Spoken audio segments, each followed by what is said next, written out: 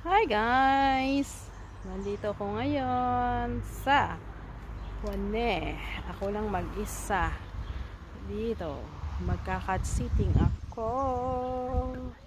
15 days din ako dito guys. Yan. Paligid dito. Ang sarap dito guys sa paligid nila. Ang lamig. Ang sarap magtambay.